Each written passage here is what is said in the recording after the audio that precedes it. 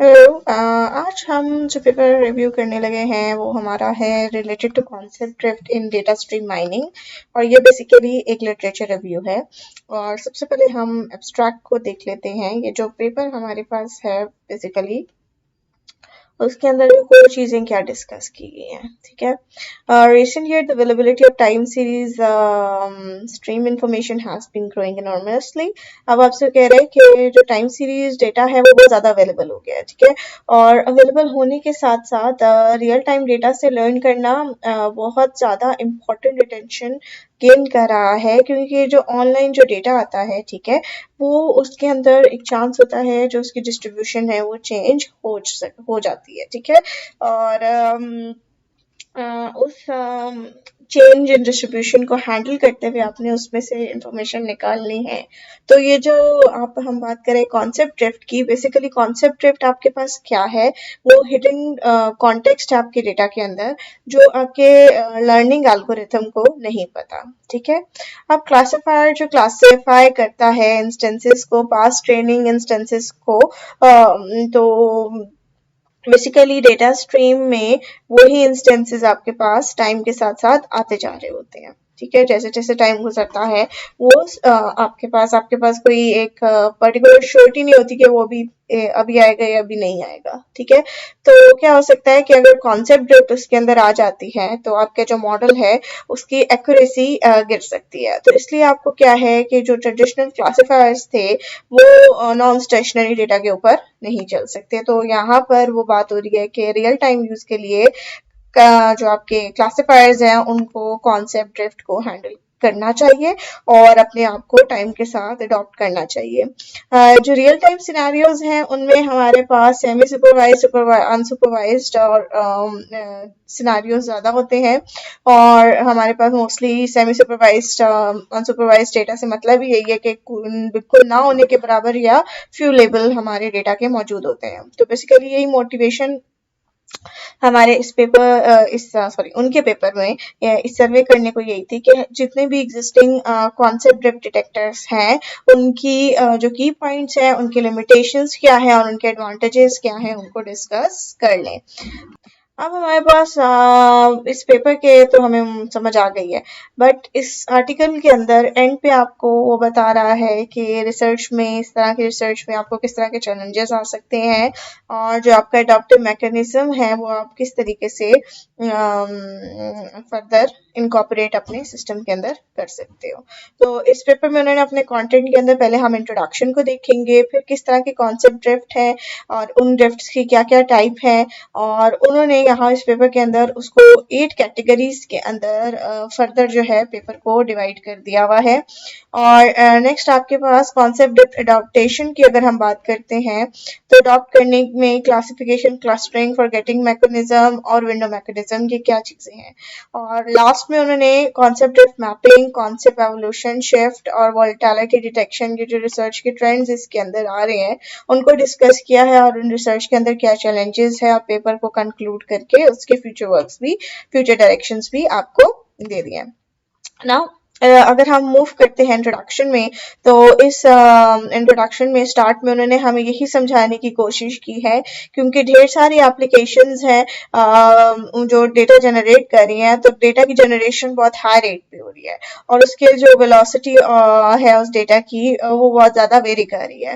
एक तो वॉल्यूम बहुत ज़्यादा हो गया है और दूसरा उसकी वेलोसिटी भी हाई स्पीड पे है। तो इसके अंदर ये जो प्रॉपर्टीज़ हैं ये हमारे डेटा स्ट्रीम की है।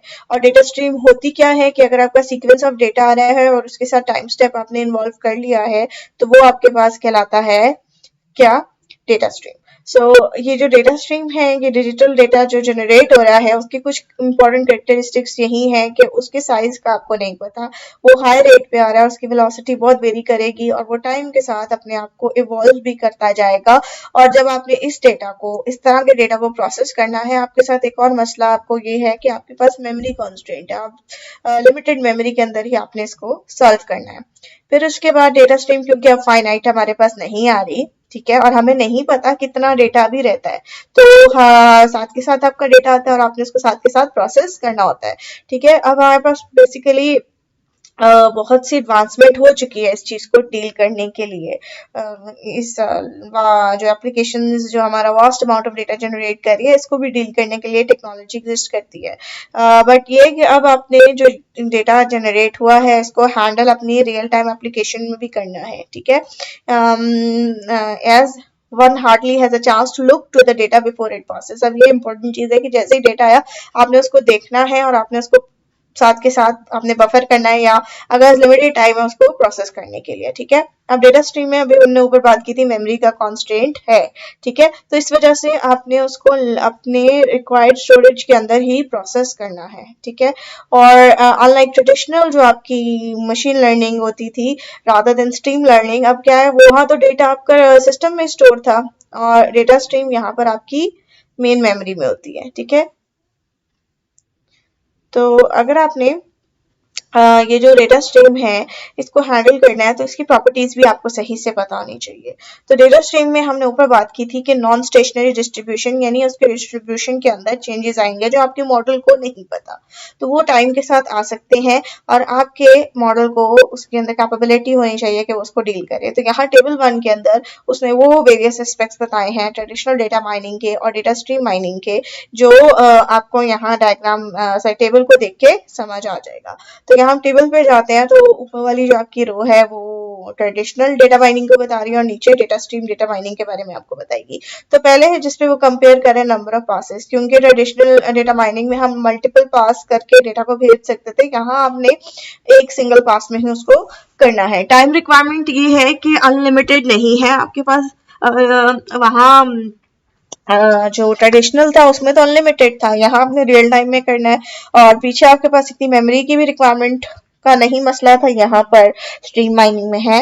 नंबर ऑफ कॉन्सेप्ट तो पहले तो एक ही स्टैटिक जो कॉन्सेप्ट है वही उस पर सीख के उस पर प्रिडिक्शन कर रहे थे, बट यहाँ आपको कॉन्सेप्ट बदलने के चांसेस ज्यादा होते हैं और रिजल्ट्स वहां पर आपके ज्यादा ऑब्वियसली एक्यूरेट आएंगे और यहाँ पर अप्रोक्सीमेटली कोशिश की जाएगी कि नियर टू एक्यूरेट आपके रिजल्ट्स आए। The order of observation makes over the data in a stream that has a significant learning, so the changes of our distribution need to be detected. This detection is one of the major challenges in a data stream. अब यही drift detection के ऊपर वो आपको लेकर आ रहा है कि यहाँ स्ट्रीम माइनिंग के अंदर ड्रिफ्ट डिटेक्शन एक बहुत इंपॉर्टेंट चीज है। अगर आप उसको डिटेक्ट कर लेंगे, ठीक है, तो आप बेहतर तरीके से अपने मॉडल की एक्यूरेसी वगैरह को सेव रख सकेंगे। अगर डेटा स्ट्रीम की बात करते हैं वो सिक्वेंशली भी हो सकते हैं, ठीक है, यानी सीक्वेंस से यही मतलब है एक स्पेसिफिक टाइम स्टैम्प के ऊपर आपका डेटा जनरेट होता जा रहा है और साथ साथ उनकी जो प्रोबेबिलिटी डिस्ट्रीब्यूशन है वो इंडिपेंडेंट भी हो सकती है, ठीक है। तो डेटा स्ट्रीम अगर हम समझने की कोशिश करें तो यहाँ पर आपके पास 4 पॉइंट बताए हुए हैं कि आप एक एग्जाम्पल को प्रोसेस कर रहे हो, मेमोरी रिस्ट्रिक्शन है और आपने लिमिटेड अमाउंट ऑफ टाइम के अंदर ही उसको सॉल्व करना है और रेडी, हर टाइम रेडी होना चाहिए कि जैसे आपका इंस्टेंस है आप उसको प्रेडिक्ट करके बता सको। तो data stream learning is performed in supervised, semi supervised and unsupervised fashion, क्योंकि आपको पता है सुपरवाइज्ड में आपके पास टारगेट लेवल है और बाकी दोनों टेक्निक्स के अंदर ना बिल्कुल नहीं, या थोड़े से फ्यू लेवल्स आपके पास अवेलेबल होते हैं।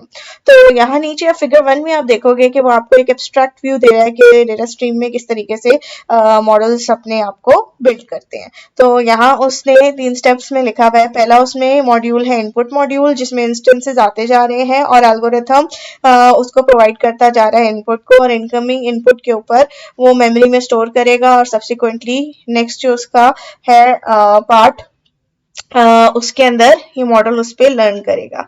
और ये जो डेटा स्ट्रीम है कॉन्टिन्यूसली आ रही है, तो आपके पास लिमिटेशन, अगेन जो पहले बात हुई थी, स्पेस और टाइम की लिमिटेशन बहुत इसमें मैटर करती है। सेकंड चीज ये है कि अब जो डेटा आपने बफर कर लिया है उसको लर्न भी करवाना है अपने मॉडल को करंट डेटा पैटर्न्स पे, तो उसकी बेसिस पे मॉडल आपका लर्न होता है और वो लर्न मॉडल थर्ड जो आपका स्टेप है क्या करेगा उसके अंदर, यहाँ पर थर्ड स्टेप में वो मॉडल आपकी प्रिडिक्शन करेगा, न्यू जो आपने अपना अपडेटेड मॉडल बिल्ड किया हुआ है, तो इनकमिंग इंस्टेंस को उन न्यू मॉडल की बेसिस पे वो प्रिडिक्ट करेगा। तो ये प्रोसेस रिपीट होता रहेगा जब तक आपका डेटा अवेलेबल है। तो इसको अगर हम डायग्राम के थ्रू समझने की कोशिश करें तो फिगर 1 में यहाँ पे आपको बताया कि डेटा आपका आता जा रहा है, वो बफर हो रहा है, और बफर डेटा भी अब आपने किसी मैकेनिज्म पे डिसाइड किया कि अब उसको मॉडल को अपडेट करके करना है। अपडेटेड मॉडल की बेसिस के ऊपर वो डेटा इंस्टेंसेस ऑफ प्रिडिक्शन यहाँ पर प्रिडिक्ट करेंगे। यहाँ पर प्रिडिक्ट कर दिया और क्या हुआ, टेस्ट डेटा की प्रिडिक्शन भी हो रही है, बट जैसे ही आपको है कि अब चेंज इन कॉन्सेप्ट आ रहा है, तो जो आपने नया डेटा बफर किया है उसकी बेसिस पे आप मॉडल को दोबारा से अपडेट करके प्रिडिक्शंस कर सकते हैं। तो basically classification of data stream manifest several challenges के जो डेटा स्ट्रीम आ रही है वो एक से मल्टीपल सोर्स पे हाई वेलोसिटी के साथ आ रही है, और जो डेटा का अराइवल है उसका भी कोई ऑर्डर नहीं है, ठीक है, और हम सारा का सारा डेटा स्टोर करके नहीं रख सकते।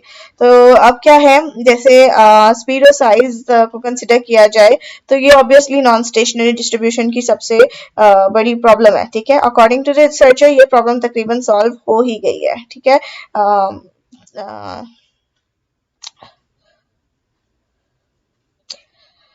यहाँ पर still there are more complex areas which deal with the dynamic distribution of data।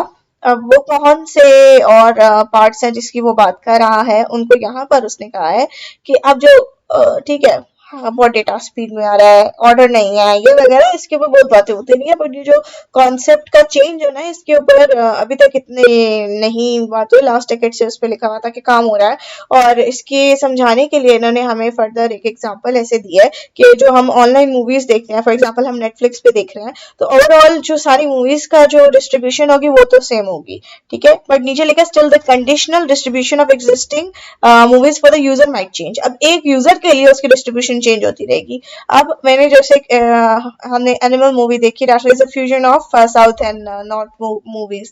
अब एक बंदे को साउथ मूवीज पसंद थी, उसको एनिमल पसंद आई, और उसमें उसने नॉर्थ का फ्यूजन देखा, आहिस्ता आहिस्ता करके उसको पंजाबी मूवीज का भी जो जॉनरा है वो अच्छा लगना शुरू हो गया।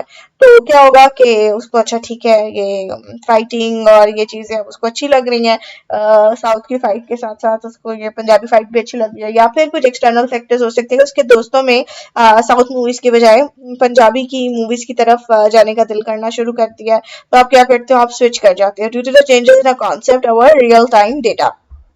अब यहाँ पर अगर वो चेंज हो रही है डिस्ट्रीब्यूशन में, तो स्टैटिक मॉडल तो नहीं चलेगा, आपके मॉडल को एडॉप्टिव होना चाहिए। एडॉप्टिव लर्निंग यहाँ पर जरूरी है। तो एडॉप्टिव लर्निंग आपके जो मॉडल है उसको ऑनलाइन बताती है, प्रिडिक्ट करके दे रही होती है, और जैसे ही उसमें कॉन्सेप्ट में चेंज आता है उसको भी वो अच्छे से हैंडल कर लेती है। कैसे करती है, रियल टाइम में जब आपके पास यहाँ पर बात हो रही है, वो डिसाइड करती है कि अब हमने जो हमारा ओल्ड कॉन्सेप्ट है उसको डिस्कार्ड कर देना चाहिए और नए कॉन्सेप्ट को यानी अब अडॉप्ट कर लेना चाहिए। तो जो ऑनलाइन लर्निंग है यहाँ पर बात हो रही है कि उसके अंदर दो इम्पोर्टेंट तकरीबन चीजें हैं जो अडॉप्टिव लर्निंग के अंदर होनी चाहिए। एक चीज है फॉरगेटिंग मैकेनिज्म और दूसरी चीज है विंडो मैकेनिज्म। ये दो बहुत इंपॉर्टेंट प्री रिक्विजिट है जिसकी बेसिस के ऊपर आप इंड्योर और अपने कॉन्सेप्ट को इवॉल्व कर सकते हो। अब मेन ऑब्जेक्टिव आपके मॉडल को बिल्ड करने का ये है कि वो चेंजेस को आइडेंटिफाई करे और उन चेंजेस के अकॉर्डिंग वो फिर अडॉप्ट भी करे। तो यहाँ पर एक और आपको थोड़ा सा टाइप्स जो अभी हम नीचे भी पढ़ेंगे उनके बारे में बताया कि सडन शिफ्ट या चेंज को जब हम बात करते हैं तो वो मुख्तलिफ किस्म के आपके चेंजेस हो सकते हैं। मोस्टली सडन जो होता है वो एकदम से ये है कि वो टाइम को ओवरलैप नहीं होता, टाइम पे कॉन्सेप्ट वो क्या है, एक सेकंड में ये कॉन्सेप्ट और अगले इंस्टेंस पे वो कॉन्सेप्ट ही बदल चुका है। बट अगर वो ओवरलैप कर रहा है टाइम के ऊपर, यानी एक कॉन्सेप्ट आया फिर दूसरा, फिर पहला आया फिर दूसरा आया फिर पहला आया, थोड़े टाइम के बाद करते करते वो ग्रेजुअली उसने अपने एक कॉन्सेप्ट से दूसरे कॉन्सेप्ट पे चेंज किया है, थोड़ा सा टाइम उसका फैक्टर उसमें इन्वॉल्व हुआ है, तो यहाँ पर वो ग्रेजुअल ड्रिफ्ट कहलाती है। और रिकरिंग ड्रिफ्ट वो स्पेशल कॉन्सेप्ट ड्रिफ्ट की है जहां पर बेसिकली क्या हो रहा है कि एकदम से नहीं, ठीक है, थोड़े अरसे बाद वही कॉन्सेप्ट दोबारा रिपीट हो रहा है, फिर गायब हो गया, फिर एक स्पेसिफिक टाइम के बाद वो दोबारा रिपीट हो रहा है। तो इसको रिकरिंग यानी पीरियोडिक की तरह हम ज्यादा समझ सकते हैं। तो सडन एकदम से, ग्रेजुअल थोड़े टाइम के बाद, और रिकरिंग थोड़े टाइम के बाद दोबारा अपने आप को रिपीट करता जा रहा है, ठीक है। तो कॉन्सेप्ट ड्रिफ्ट मुख्तलिफ डोमेन्स में उनका मुख्तलिफ इफेक्ट हो सकता है। जैसे वेदर में फोरकास्टिंग के अंदर कहा कि हम टेम्परेचर, ह्यूमिडिटी और प्रेशर को देख रहे थे, पर एक चीज है सीजनैलिटी जिसको अभी हम नहीं देख रहे थे। सीजन के अंदर ये है कि टेम्परेचर सीजन की वजह से भी अफेक्ट होता है। कोल्ड वेदर है, ठीक है, तो ऑब्वियसली टेम्परेचर लो होता जाएगा, वो भी आपके वेदर के डेटा को इन्फ्लुएंस कर रहा है। हिडन इन्फॉर्मेशन आपके ये चीजें जो आपके मॉडल को अंडरस्टैंडिंग नहीं थी उसके बारे में, बट एक्सटर्नल फैक्टर्स अफेक्ट कर रहे हैं, तो ये कॉन्सेप्ट ड्रिफ्ट कॉज कर सकती है, ठीक है। नेक्स्ट हमारे एक और उन्होंने एग्जांपल दिया कस्टमर की परचेजिंग पावर के ऊपर, यानी जो आपकी इकोनॉमी की स्ट्रेंथ है, यहाँ पर उन्होंने एक एग्जांपल दी हुई है, ठीक है। तो कस्टमर की इकोनॉमी को परचेजिंग पावर से लिंक किया हुआ है कि जो डेटा है उसके अंदर इकोनॉमी को मेंशन नहीं किया हुआ होता, पर ये है कि वही 100 रुपए, ठीक है, उस इकोनॉमी में इकोनॉमी जो है वो हिडन फैक्टर है, हिडन कॉन्टेक्स्ट है कस्टमर की परचेजिंग बिहेवियर के अंदर। तो जब आप देख रहे हो ना कि यूजर आते हैं और यहाँ से ये चीजें खरीद के जाते हैं, बट इकोनॉमी की चीज उसके अंदर, उस डेटा के अंदर इन्वॉल्व नहीं की जाती। बट आज महंगाई डबल हो गई है और वही 100 रुपए जो मुझे सस्ते लगते थे, अब वही 100 रुपए मुझे महंगे लगना शुरू हो गए। 100 रुपीज की चीज जो मैं 10 पहले खरीद लेती थी, अब मैं वो 5 परचेज करना शुरू हो गया हूँ। तो बहुत सी ऐसे हिडन चीजें होती हैं जो आपके डेटा को रिप्रेजेंट नहीं कर रही होती। In this way the data collected with a specific period show changes in the relation of customer purchasing behavior with the economy strength. Thus, the concept did refer to the change in a relationship concerning time. एक time में वो concept आपको इस तरह से purchasing power पे effect कर रहा था और दूसरे टाइम पे वही चीज आपको महंगी लगना शुरू हो गई थी। पहले सस्ती लग रही थी, अब महंगी लग रही है। तो ये है कि कुछ उसने चैलेंजेस बताए हैं जिसको समराइज कर दिया है, ठीक है। तो क्या होता है कि अब ये जो कॉन्सेप्ट ड्रिफ्ट आ रही है, ऑब्वियसली आपके जो क्लासिफायर है ना, उसकी परफॉर्मेंस को अफेक्ट करेगी, ठीक है। आप अगर वो कॉन्सेप्ट चेंज हो गया तो पुराना मॉडल रखने का कोई फायदा नहीं है, वो ऑब्सोलीट हो गया। तो आपने ये कॉन्सेप्ट के चेंजेस को जो है वो ट्रैक करना है। अब नेक्स्ट चीज हम बात करते हैं adaptation of classification model as per the current data instances to react in the non stationary distribution of data. अब आपने नॉन स्टेशनरी डेटा के अंदर कॉन्सेप्ट को डिटेक्ट करना है और उसके अकॉर्डिंग अपने मॉडल को अडॉप्ट कराना है। तो उसके लिए यहाँ हमने लास्ट में जो ये बातें लिखी हैं, पहले भी अभी डिस्कस की थी। आपको कॉन्सेप्ट को चेंज को डिटेक्ट करने के लिए और इनकॉर्पोरेट करने के लिए, डिटेक्ट प्लस इनकॉर्पोरेट करने के लिए विंडो एंड फॉरगेटिंग मैकेनिज्म डालना पड़ेगा। पहले आप डिटेक्ट करो और उसके बाद उसको हैंडल करो, ठीक है।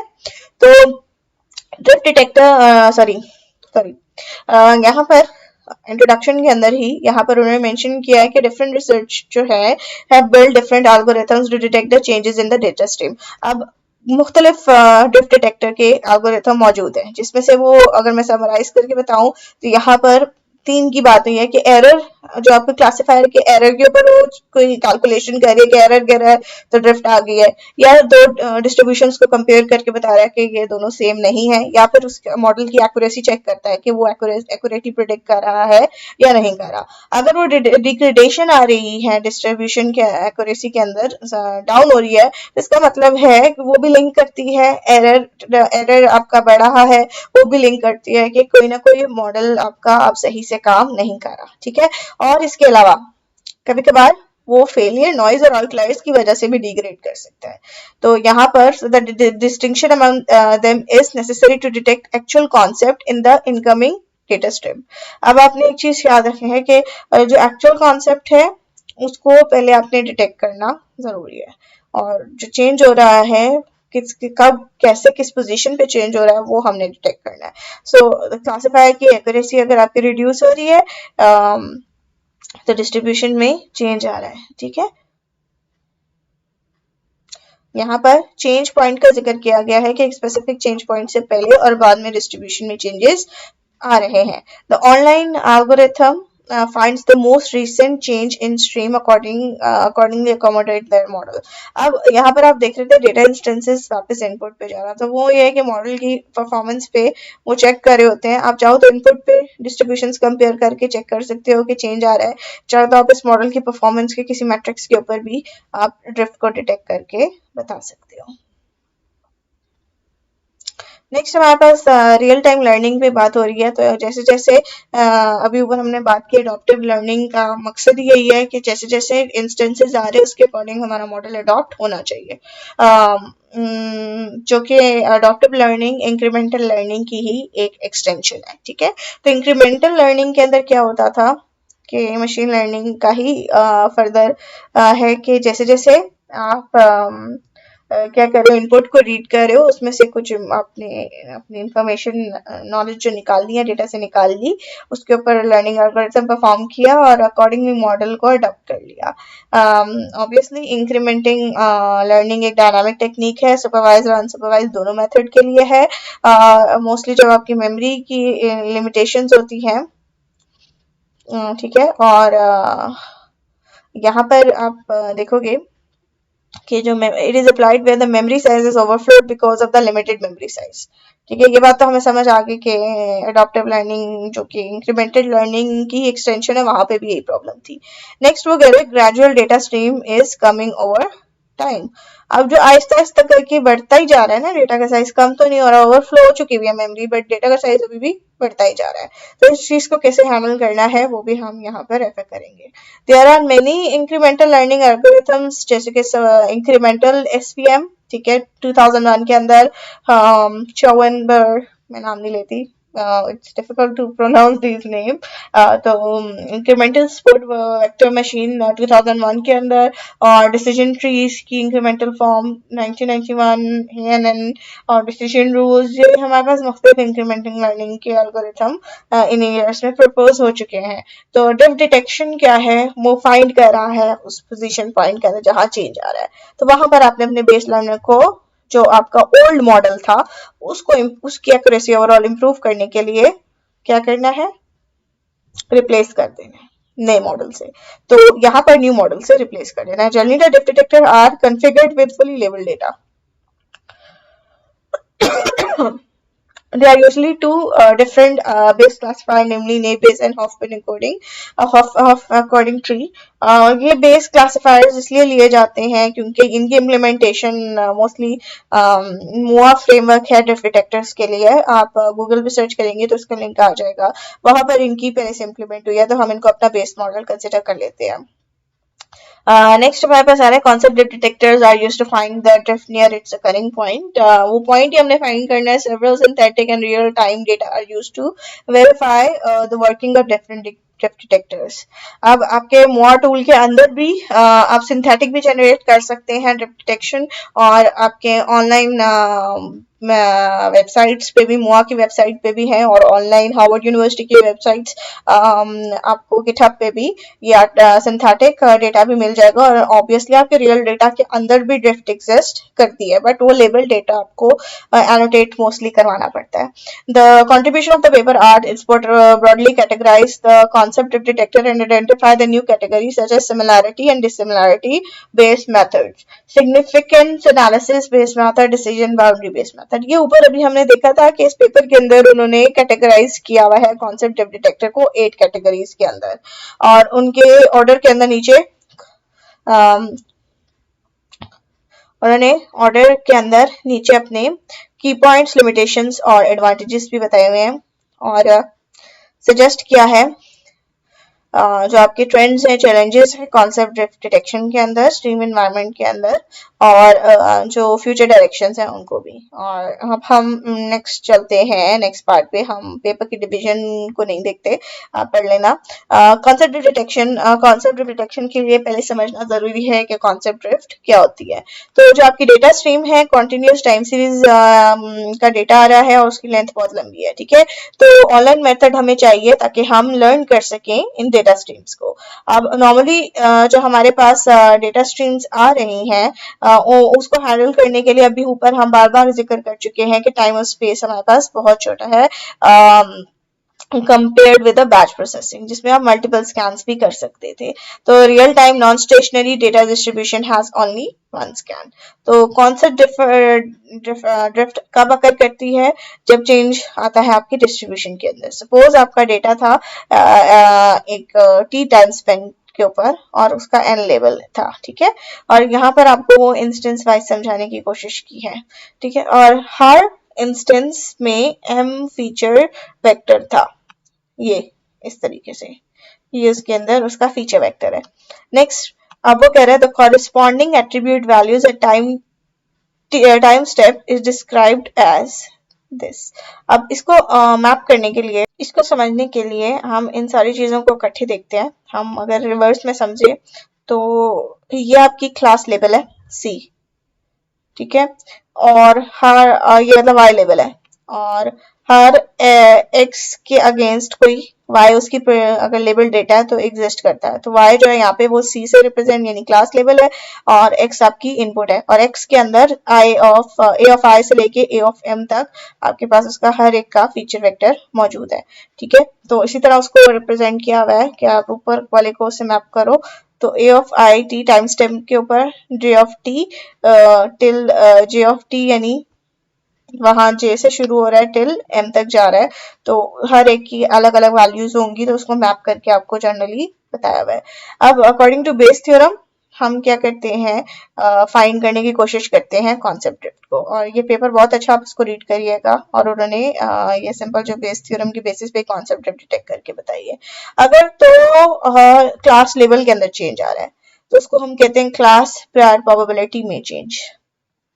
अगर तो x इम्प्लॉइज वो जो x प्रोबेबिलिटी y की बात करते हैं तो डिस्ट्रीब्यूशन ऑफ क्लास में चेंज, और अगर c यानी y प्रोबेबिलिटी x की बात की जाती है तो उसको पोस्टीरियर प्रोबेबिलिटी की बात की जाती है। तो यहाँ पर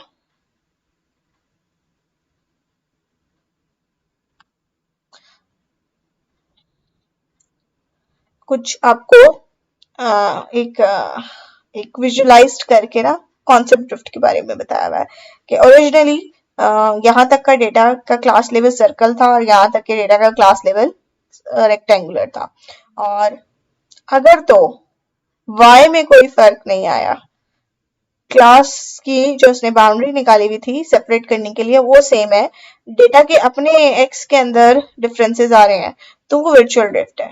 बट अगर लेबलिंग में ही फर्क आ गया है, ठीक है, तो वो हमारे पास रियल ड्रिफ्ट कहलाती है।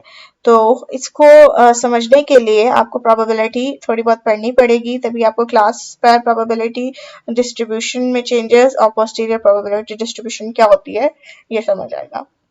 Okay, first major reduces the classifier efficiency that is lead to class imbalance problem। ये जो पहली मेजर है, ठीक है, जो क्लास प्रायर प्रोबेबिलिटी है, जो प्रोबेबिलिटी इन द चेंजेस जो सी के अंदर प्रोबेबिलिटी चेंजेस आ रहे हैं, तो वो ना क्लास इम्बैलेंस के साथ उन्होंने थोड़ा सा लिंक किया हुआ है। This problem occurs when the total number of one class is far less than second class, ठीक है, mostly in a binary class problem, and ये ओरिजिनल डिस्ट्रीब्यूशन थी, और ये आपको क्लास इम्बैलेंस की प्रॉब्लम बताई है कि एक क्लास के इंस्टेंसेस ज्यादा है और दूसरी क्लास के इंस्टेंसेस कम है, सर्कल के ज्यादा है, ट्रायंगल के कम है।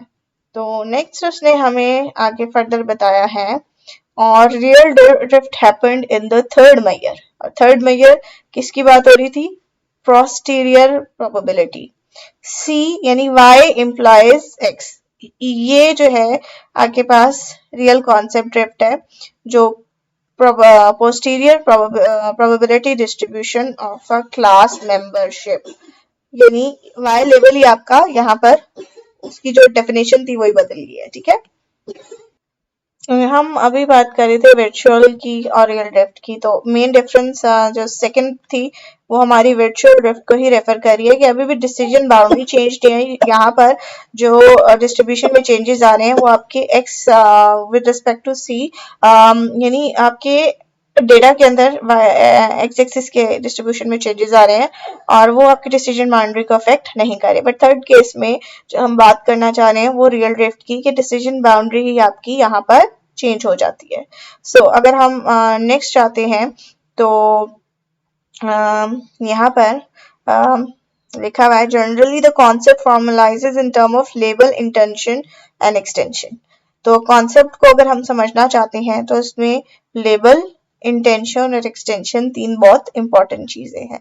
तो इंटेंशन क्या होता है, Intention of a concept defines the properties implied by it. In contrast, extension refers to the set of things that is extended, and the labeling is used to provide the concept meaning in natural language description. तो label तो आपको वैसे ही समझ आ गया होगा कि उस चीज का असल हमारी रियल लाइफ में मतलब क्या होता है, ठीक है।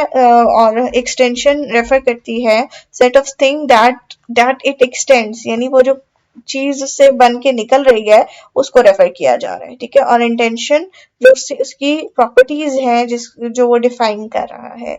तो लेबल, इंटेंशन एंड एक्सटेंशन ये कोर प्रॉपर्टीज हैं और इनके ऊपर आप आइडेंटिफाई कर सकते हो, ठीक है। आप कॉन्सेप्ट को मैप कर सकते हो। Finally the concept are core, ये three core are the core properties that can be uniquely defined and do not change over time. अब the concept C1 and C2 are identical if their intentions are equivalent. That is, intention C1 and intention of C2 both are equal. Suppose a concept have the same meaning at different time. It shows no concept drift. For example, the grades of student lies between some percentage range. Previously उसको क्या मिला था, A grade मिला था, तो उसकी percentage रहती है 70 to 80%, but now उसी A grade को हम define करते हैं 80 to 90%. So there is a change in meaning of A grade with respect to time, but वो same concept को ही रिप्रेजेंट कर रहा है, ठीक है। तो यहाँ उसकी इंटेंशन नहीं बदली, पर वो जो परसेंटेज की रेंज थी वो बदल गई है। और अगर वो इंटेंशन सेम है, ठीक है, तो उनका कॉन्सेप्ट C1 और C2 का कॉन्सेप्ट जो है वो सेम ही होगा, ठीक है। तो नेक्स्ट हमारे पास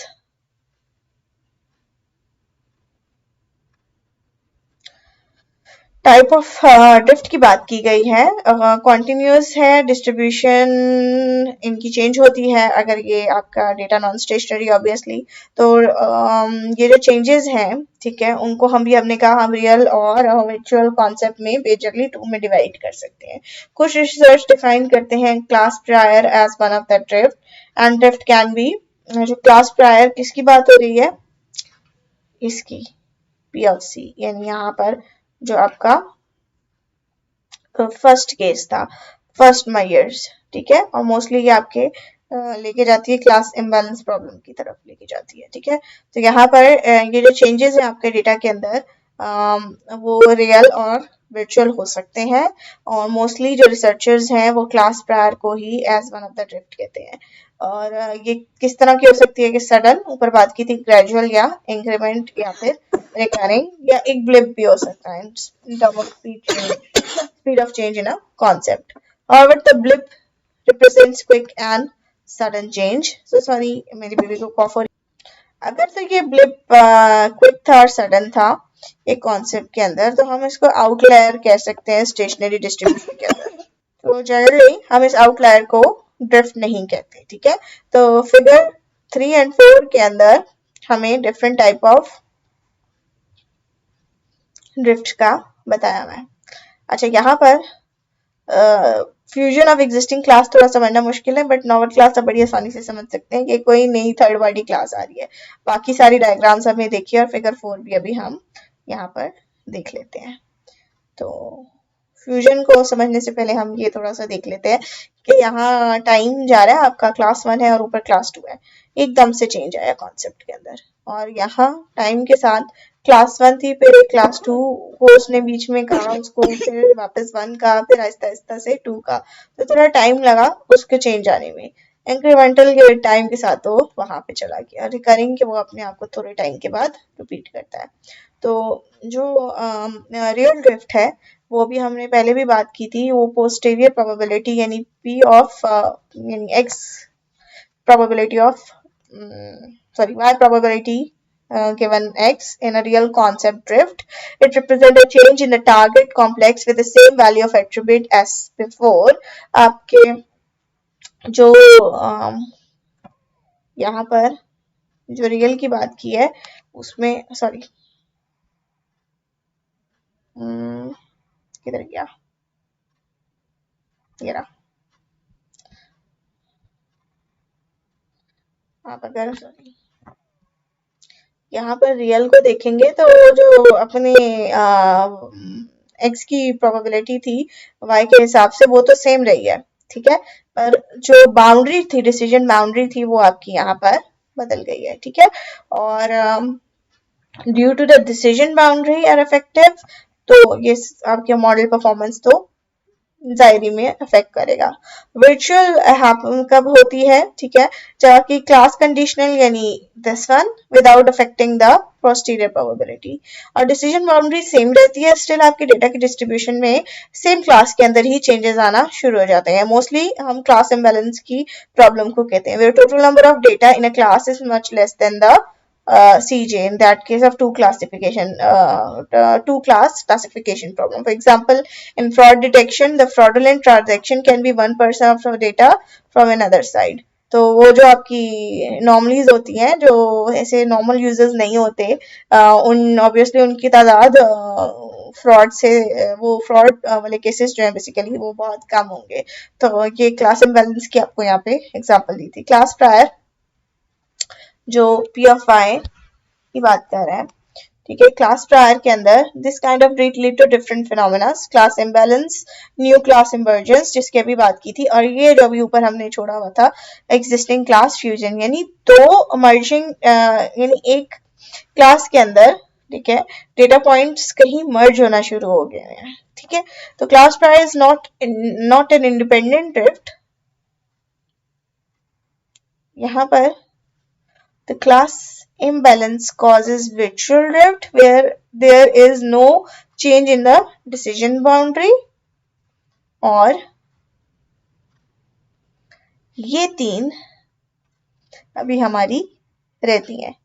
तो इनकी जो एग्जाम्पल हमें समझ आ रही है कि class prior is not an independent drift, ये समझना बहुत ज़रूरी है, क्योंकि ये मुख्तलिफ किस्म की चीज़ें हमें क्लास प्रायर लेके जा सकती है, ठीक है। तो इसको अगर हम विजुअली देखते हैं तो इन तीनों पे आ रही थी, और ये जो तीन है अबरेंट, ग्रेजुअल और रिकरिंग, इसकी ये वाली विजुअलाइजेशन फिगर 4 के अंदर ज़्यादा बेहतर तरीके से बताया हुआ है, ठीक है। तो अबरेंट ड्रिफ्ट वो है जहाँ डेटा स्ट्रीम आपका फटाफट नए कॉन्सेप्ट रिप्लेस कर देता है ओल्डर कॉन्सेप्ट को, ठीक है, और पॉइंट ऑफ टाइम जहां ओल्डर कॉन्सेप्ट चेंज करता है नए कॉन्सेप्ट को, उसको कहते हैं सडन ड्रिफ्ट, ठीक है। और यहाँ पर एक्यूरेसी आपकी क्लासिफायर की सडनली गिरना शुरू हो जाएगी, ठीक है, और ऑब्वियसली आपके मॉडल को चेंज करके अडॉप्ट करना पड़ेगा। ग्रेजुअल में हमने क्या बात की थी कि एक relatively large as compare to sudden drift, duration उसकी लार्ज होगी, और जब वेरिएशन आ रही होगी वो आहिस्ता भी हो सकती है और नॉर्मल भी हो सकती है, ठीक है। तो यहाँ पे एक आपको ना इन्फ्लेशन की दी हुई है कि market phenomena change due to the inflation और रिसेशन, आहिस्ता आहिस्ता इन्फ्लेशन आती है ना, रिसेशन, तो उसकी एग्जांपल आपको दी है, वो आहिस्ता आहिस्ता करके आपके चेंजेस आना शुरू हो जाएंगे। This happen overlapping concept, time की ड्यूरेशन के ऊपर ये दो कॉन्सेप्ट्स ओवरलैप हो रहे होते हैं, और इसको ऑब्वियसली डिटेक्ट करना थोड़ा मुश्किल होता है। जब तक न्यू कॉन्सेप्ट स्टेबल नहीं हो जाता तब तक आप सही तरीके से ड्रिफ्ट को डिटेक्ट भी नहीं कर सकते, ठीक है। तो रिकरिंग ड्रिफ्ट ये है कि आपका जो कॉन्सेप्ट है रीअपियर होता है after long period of time. वही कॉन्सेप्ट पहले भी था, साइक्लिक या ए साइक्लिक बिहेवियर यहाँ लिखा हुआ है कि सीजन है, सीजनलिटी अगर है तो वो एक स्पेसिफिक टाइम के बाद आएगा दोबारा। वेदर की सीजन की भी एग्जांपल दी गई है कि अभी कोल्ड है तो हो सकता है कुछ मंथ के बाद वही कोल्ड का सीजन रिपीट होगा। ए साइक्लिक जहाँ पेट्रोल की प्राइसेस के ऊपर आपकी बिजली के बिल इंक्रीज हो गए हैं, ठीक है, और नॉर्मल सिचुएशंस के अंदर वो प्रीवियस पॉइंट पाकिस्तान के अलावा बाकी सारी जगह पे वो वापस अपनी प्राइसेस पे रिटर्न भी हो जाते हैं। तो यहाँ पर ऐसा नहीं होता, यहाँ पे बढ़ती जाती है, इंक्रीमेंटल की तरफ हम ज्यादा चाहते हैं कि वो दूसरे कॉन्सेप्ट की तरफ ही आहिस्ता आहिस्ता करके बढ़ती जा रही है। Several type of drift happen in different scenarios. It's depend upon the various application. Obviously, drift detector आपका domain specific है, आपको domain को understand करना पड़ता है, तो आप बेहतर तरीके से drift को detect कर सकते हो, ठीक है। Some कुछ drift detector यहाँ पे लिखा हुआ है, हर स्पेसिफिक टाइप ऑफ ड्रिफ्ट के लिए डिफरेंट परफॉर्मेंस आपको देंगे, ठीक है। हर एक ड्रिफ्ट डिटेक्टर की अपनी कोई लिमिटेशंस है। तो learning algorithm works according to the nature of the incoming data. Analysis of data instances is done by batch processing and non-stationary data processing. The batch processing occur in a stationary data distribution. Batch processing आपके normal जो पहले stationery जिस तरह आप काम चलाते थे वैसे चलता था. एडाप्टिव लर्निंग आपके obviously non stationary data distribution पे चल रही है. अब यहाँ पर हम एक चीज देखेंगे. लर्निंग एल्गोरिथम बेसिकली दो मेन क्राइटेरिया को कह रहे हैं. अब इंक्रीमेंटल लर्निंग में दो मेजर क्राइटेरिया सेटिस्फाई होने चाहिए. Sequence of hypothesis is produced from the data. आपने अपने हाइपोथेसिस जनरेट किए हैं डेटा में से जो आपके डेटा को ही डिस्क्राइब कर रहे हैं जितना आपने अभी तक देखा है. ठीक है. और जो it produces a sequence of hypotheses like the current hypothesis that describe the current data. यानी वो hypothesis आपने अब जो current data है उसको देखते हुए भी आपने डिजाइन किए हुए. ठीक है. तो लर्निंग एल्गोरिथम अगर रिक्वायर करता है एक अपडेटेड इंक्रीमेंटल लर्निंग को नए डेटा के ऊपर ताकि आपका जो उसकी परफॉर्मेंस है क्लासिफायर की वो मेंटेन रहे. ठीक है. आपके एग्जिस्टिंग डेटा पे पुराना मॉडल डिपेंडेंट है. इंक्रीमेंटल लर्निंग के ऊपर एल्गोरिथम करंट डेटा के ऊपर अपडेट हो रहा है. अब यहाँ पर दो चीजें और बताइए. कॉन्सेप्ट ड्रिफ्ट और कॉन्सेप्ट शिफ्ट दो डिफरेंट टर्म्स है, रिलेटिवली एक्चुअली यूज किए जाते हैं. जो ग्रेजुअल चेंजेस है आपके कॉन्सेप्ट के अंदर अगर उसको हम देखें. ठीक है. तो in case of a concept shift a change between two concept are more aberrant than concept drift. अगर हम आपको ये अगर बात थोड़ी बहुत भी क्लिक करी हो, जो ग्रेजुअल है ना change in the concept differentiate both.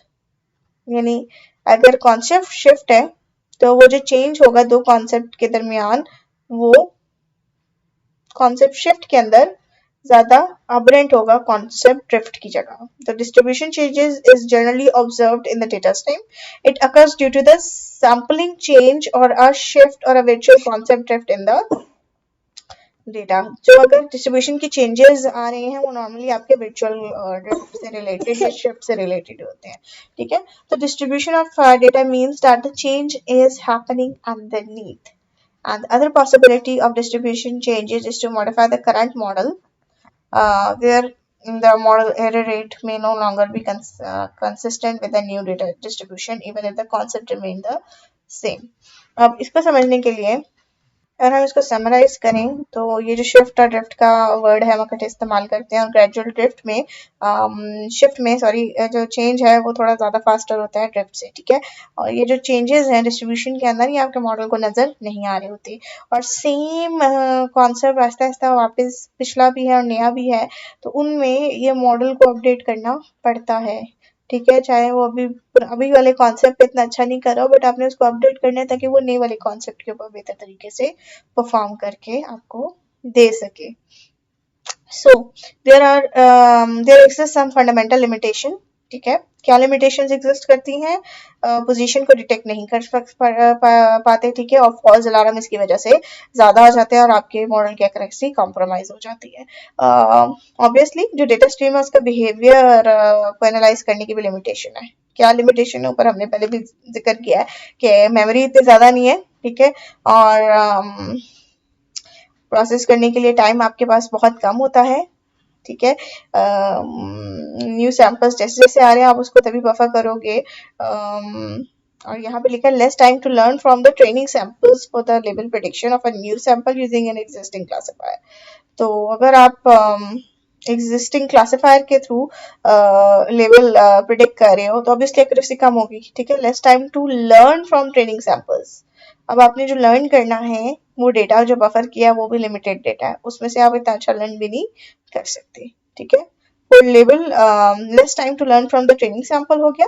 For level prediction of new samples using existing classifier.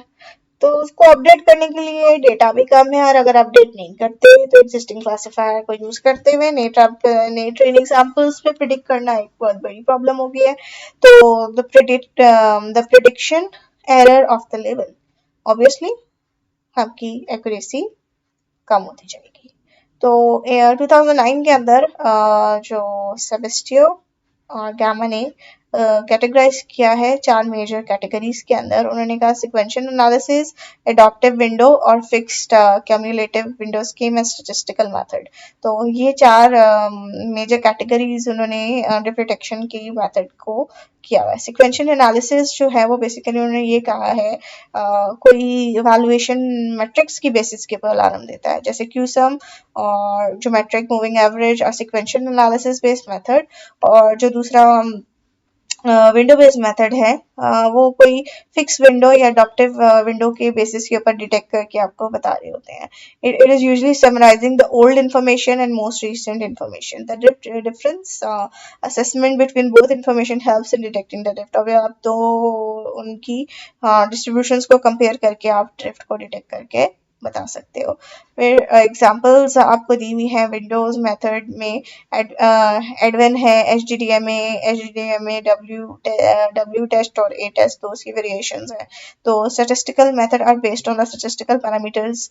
अब जो थर्ड कैटेगरी है आपकी वो जो स्टैटिस्टिकल तरीके है, यहाँ पे फोर्थ है सॉरी, वो जो आपके पास बेसिकली किस पे चल रहे हैं, स्टैटिस्टिकल पैरामीटर जैसे स्टैंडर्ड डेविएशन, मीन वेरिएंस वगैरह के ऊपर ही आपके एग्जिस्ट करते हैं।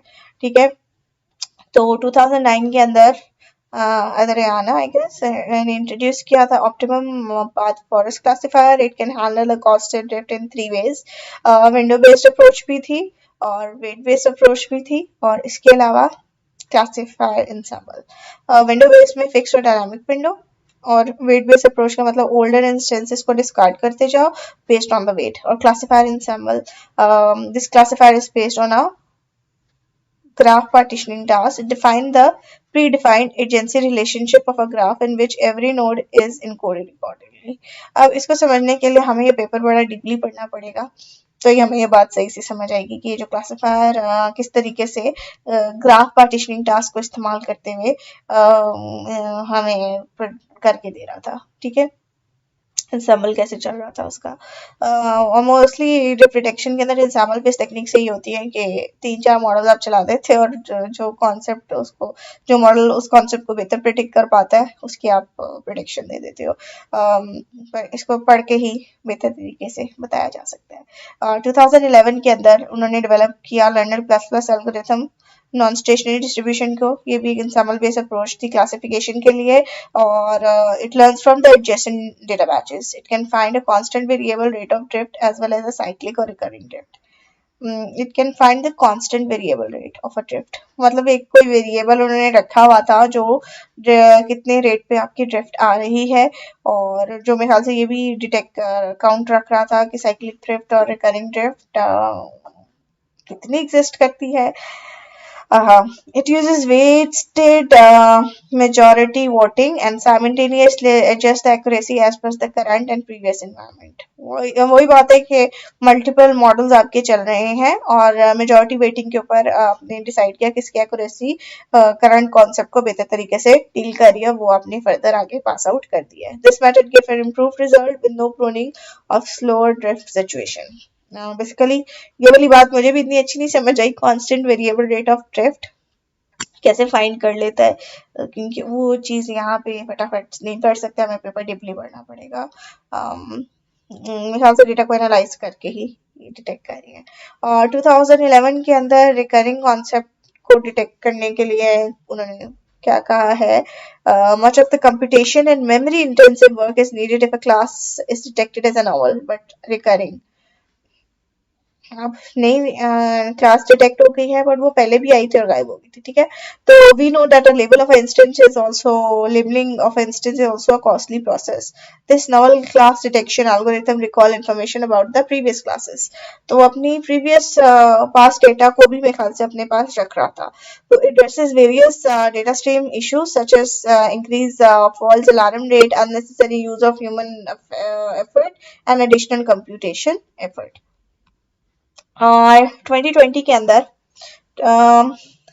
उन्होंने डील किया था रियल टाइम डेटा और existing pre exist concept drift. It focuses on data driven decision making which concerns a decision based problem in a real time. It deal with concept driven term of when, what, how in a non stationary.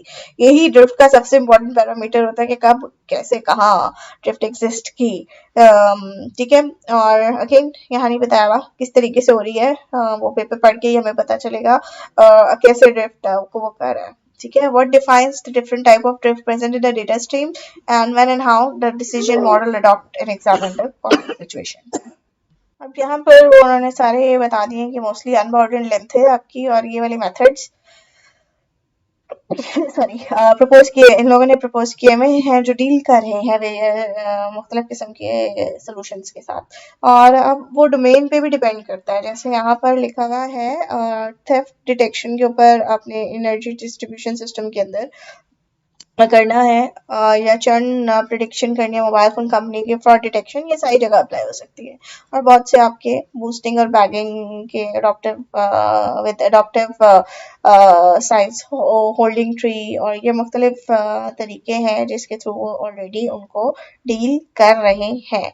तो इसमें CVFTA, SIA और AWE, VFTR, IOVFTT, VAE, AdExpress, VFDT, DWM और EAE वगैरह हैं जो कि इन concepts drift के साथ अडॉप्ट भी कर रहे हैं और उनको हैंडल भी कर रहे हैं। फर्दर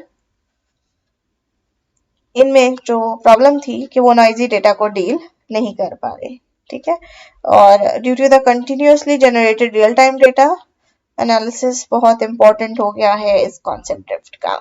रियल टाइम डेटा जैसे कि यहाँ पे लिखा हुआ है is done by machine learning algorithm, learning from the real time data is also done by machine learning algorithm. Traditionally the data stream instance is organized in static database. वही पुरानी वाली बात उसने भी यही रेफर किया है कि ये पुराना डेटा तो पड़ा हुआ होता था, बैच पे प्रोसेस करके हम अपडेट कर देते थे। अभी हम नॉन स्टेशनरी डेटा में एक गो के अंदर इंस्टेंस आया, उसको लर्न किया और उस पर बफर करके जितना आपने स्टोर करना उनको ही लर्न करा के आप कर सकते हो। So these aspects need to be focus in a stream environment. तो अब नेक्स्ट पार्ट के अंदर, क्योंकि 1 घंटे की वीडियो हो गई, इस पेपर को हम रीड कर रहे थे, 1 घंटा हो गया। ठीक है, तकरीबन 10 मिनट्स का है। तो ये जो थर्ड पार्ट से ऑनवर्ड्स है हम second part of the video के ऊपर इसको रीड करेंगे।